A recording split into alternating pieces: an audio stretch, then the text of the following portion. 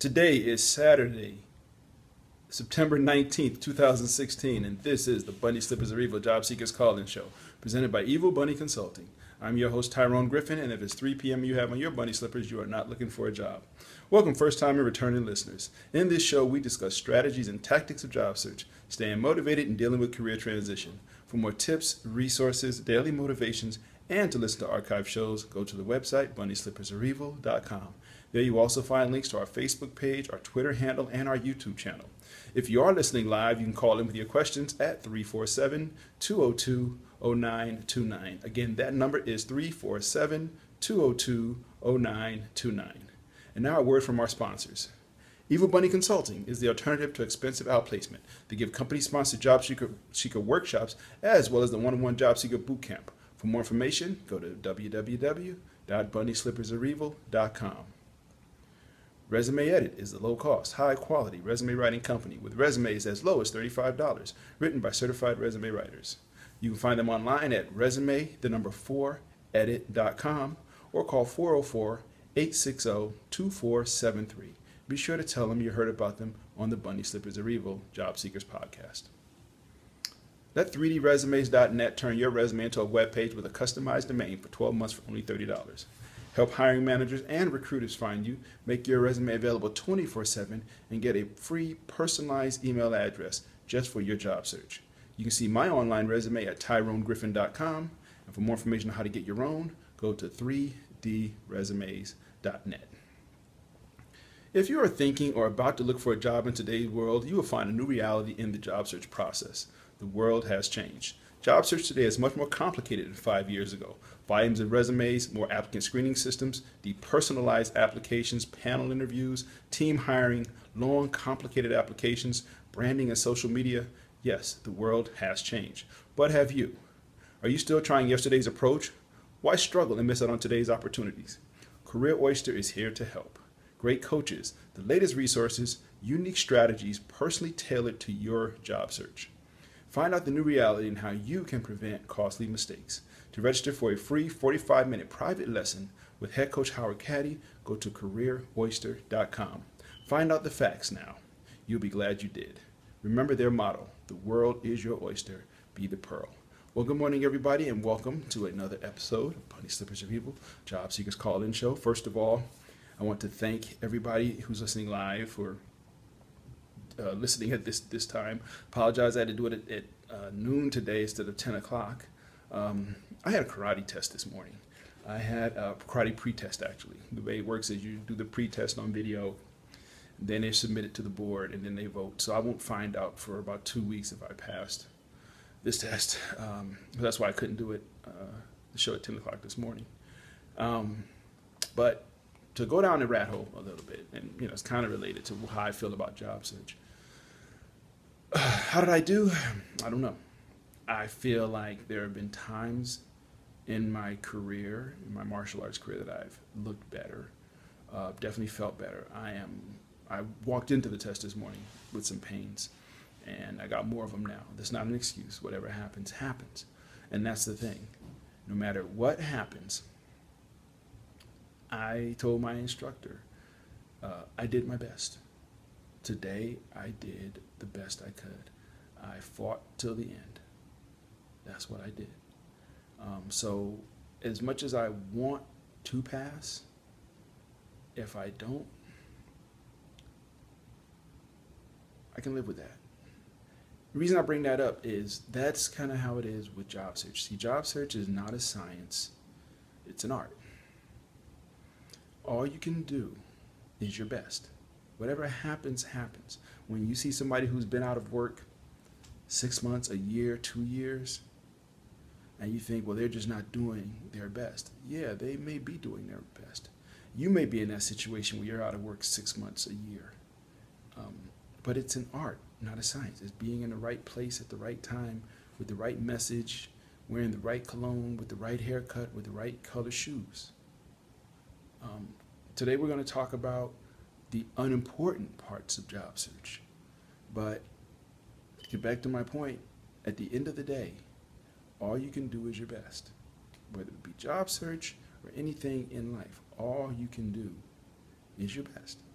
And once you've done that, then you leave it up to the God or whoever you believe in and say, I've done my best.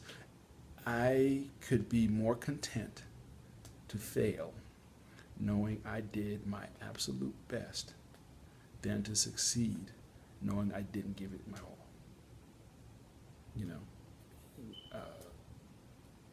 I've mentioned the hokey pokey job search in the past because I knew somebody who did that, who couldn't decide if they wanted to get in or get out or get in or get out, and they kept, oh, I'll try this, I'll try it, and then I'd sit back and relax, and they ended up landing a job, and I'm happy for them. But honestly and truly, in conversations with this person when they were looking, it was like they hadn't made up their mind, and there were other people who were looking as hard as they could, but couldn't find anything. But my point is, at the end of the day, you've done all you can do. You've contacted everybody you can think of. You've done your best in every interview you've been on. Then you've succeeded, whether the job comes through or not. Me with this test this morning, like I said, I told my instructor when it was over, I can honestly say today I left it all on the mat. I did. I wasn't a perfect test. I didn't do everything right, but I left it all on the mat. And that's, to me, that is more important than if I succeed, if I pass the test or fail it. I left it all out there. In job search, same thing. No matter what happens, go down fighting. I didn't give up. I don't make light of it, but yeah, you might lose a house, a car, or whatever, but never give up. Go down fighting. Anyway, that was the rat hole for the day. So all the people doing the bunny slippers drinking game, drink up. If you guys know what kind of pain I'm in right now, oh gosh, everything hurts. Getting old is fun, people. Anyway, let's talk about today's show, the unimportant job search tactics. What are the unimportant job search tactics? There are none. Thank you. Have a good night. No, seriously, there are none. And let me explain why there are no unimportant job search tactics. Think about a painting, the Mona Lisa, Sistine Chapel, the Last Supper. Millions and millions of brushstrokes were used, or hundreds of thousands, or whatever were needed to make those paintings. Hundreds of thousands of brushstrokes. Which brushstroke do you take away? Yeah, maybe there's some over in the clouds, or the wood. Yeah, I don't need that stroke. But what about the stroke around the eyes? What about the hairline? What about the dress? What about the table? What about the aura around Christ? Which of those strokes do you take away and not diminish the painting? Or which of those strokes do you change for, instead of a narrow brush, a 2-inch wide brush? And say, oh, nobody will notice. It's only one stroke. See, that's how job search is. If you don't succeed, if at the end of the day you do not have what you consider to be a success, you look at every stroke. Every time you put paint on the canvas, okay, did you do your best? Was that a good stroke? Was this a good tactic? Did you put your heart into it? Regardless of how it turned out, did you put your heart into it? So let's go through it. What are the parts of job search? Okay, you got your resume. That's that unimportant?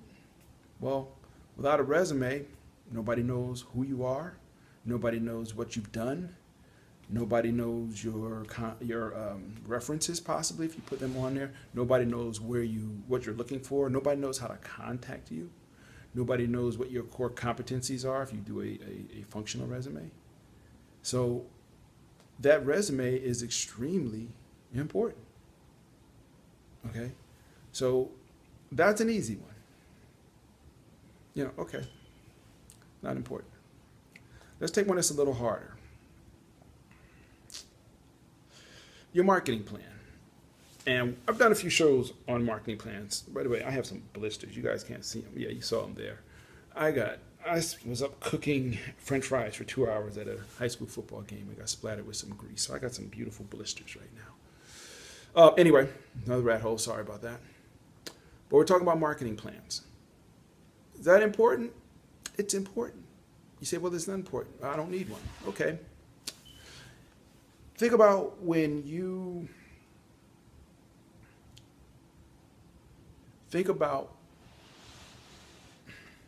want somebody to help you find a job. So what do? You give them your resume and you tell them, here's my resume, keep an eye out for me. Now what you're asking them to do is look at your resume, memorize it. Maybe put it up on their cubicle at work. Maybe put it on their refrigerator at home. So they see it a lot. They see it constantly. They start to memorize your resume. So that then if they ever see anything, then maybe they start scouring their company website and see what jobs are available. And try to match up your resume with one of the jobs that they see available. That's what you are asking this person to do. Let me let you in on a secret. They're not going to do it. Unless it is your spouse or spouse wannabe, maybe a sibling, they're not going to do it. Why? It's your job search. It is yours. If you ask me to go basically look for a job for you, to scour my company website, my company job postings, which you can do at home or from wherever on your own, but you'd rather I do it for you, it ain't gonna happen. I might tell you, okay, I'll see what I can find, and then I'll, if you emailed it to me, I'll close the attachment and it will never be opened again. That's the reality. Why? Because it's your job search, number one. Number two, it looks lazy. Number three, if I find you a job, you're not going to give me any of your salary. Number four, you're asking me to do things that you can do. So that's a problem. If you can do it, but you want me to do it, I got other stuff to do. I got a job to do. Not being funny, but seriously, I have a job to do. You have free time to devote to job search. I'm just saying. So that's not going to work. If you give somebody your resume like that, I'm going to tell you honest, because people have done it to me. They've sent me their resumes and asked me to look for them. And I didn't lie to them. I just said, okay, but it's not my job search. Okay? You want me to help you, that's one thing. You want me to feed, clothe, and bathe you and spoon feed you? We got another problem here, okay? I'm trying to help you. People want to help you. People have no problem helping you. But people have a problem when it's like, do this for me. If it's something where you can't get access to our company job website, that's one thing. But if you got access and you just want me to do it, not going to happen.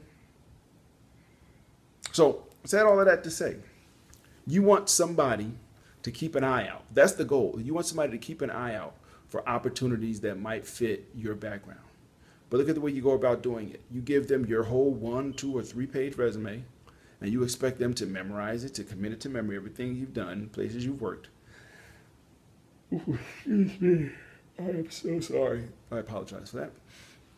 You expect them to do that, and where was I? You expect them, sorry, y'all lost my place.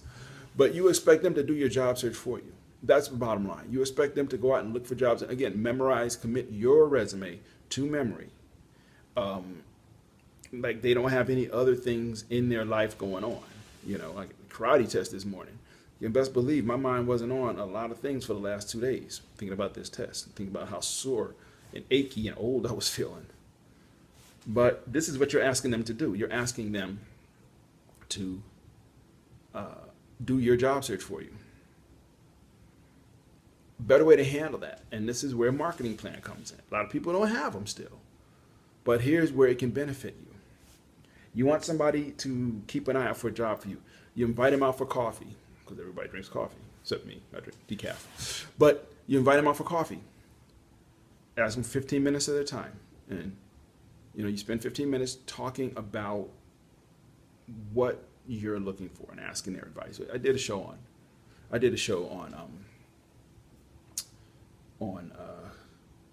marketing plans. Hold on, we got a caller. Let me check and see if this. Let me check with this caller to see if they are just listening or if they have a question.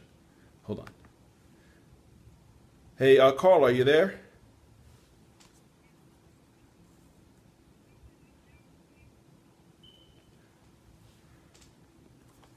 Hold on. Hold on 1 second, Laura. Okay. Hold on 1 second. Okay, Laura, go ahead. Yes, Tyrone, you said something that really cracked me up. First of all, I wanted to call you up to support you, but I really laughed when you said that people actually want you to get up and get them a job while they're at home in their bunny slippers.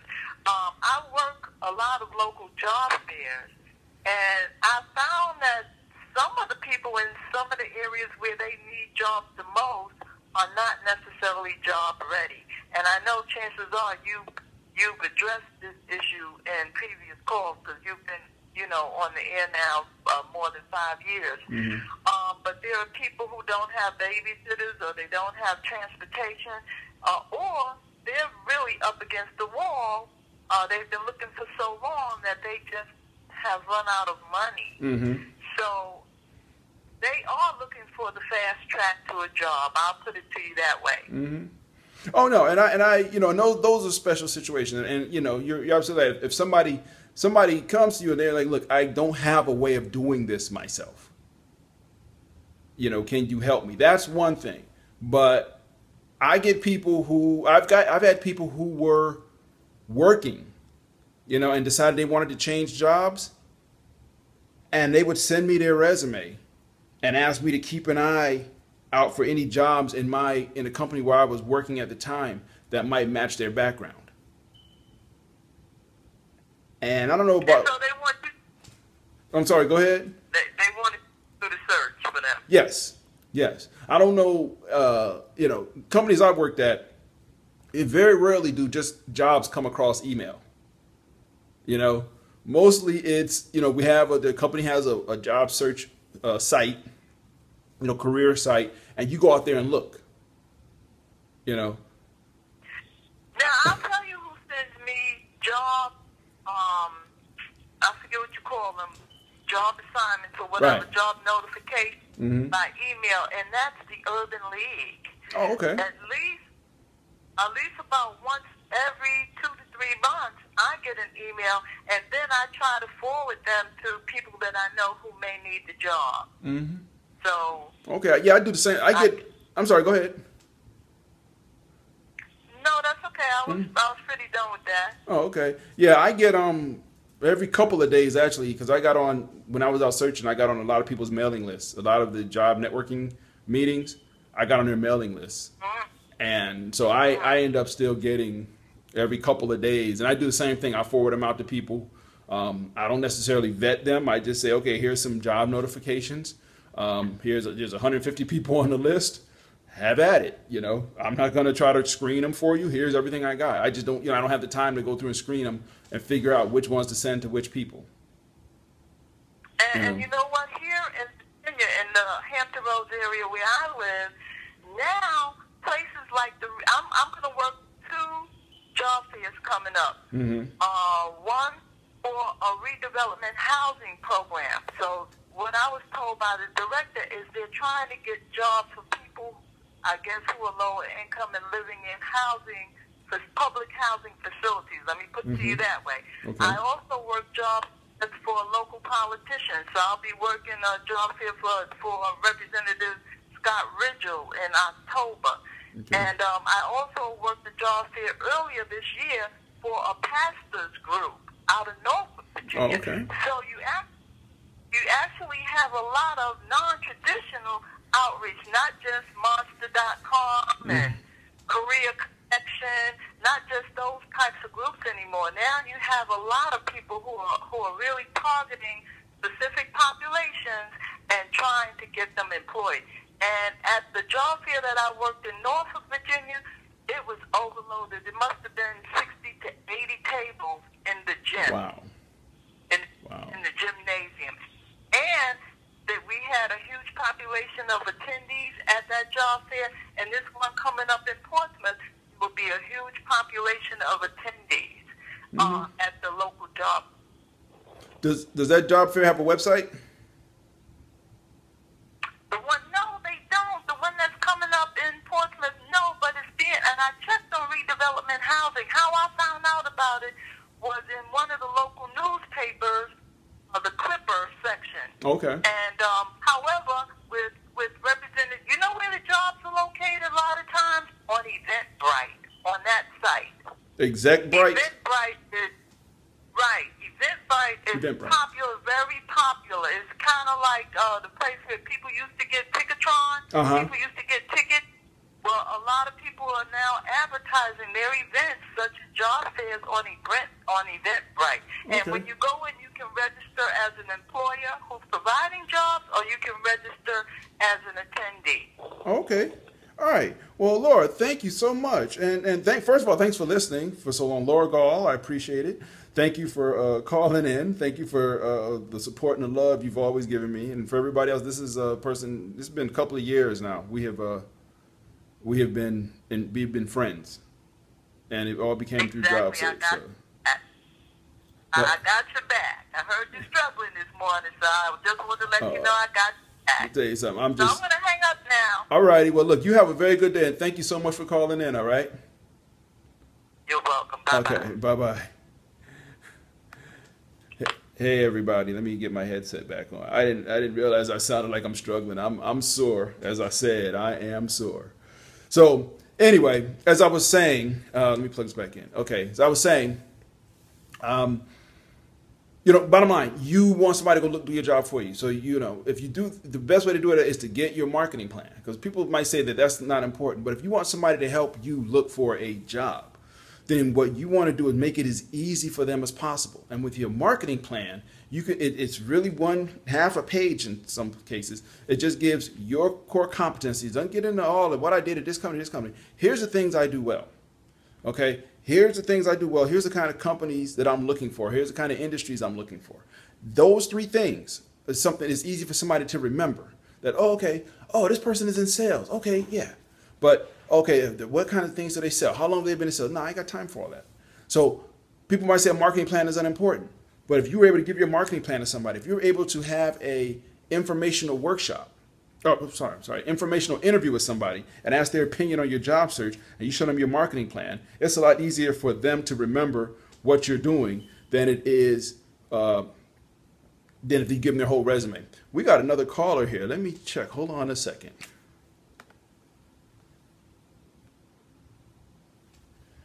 Hello, caller? Hello? Hello? Yes. This is Connie Johnson. How you doing? You just finished your show.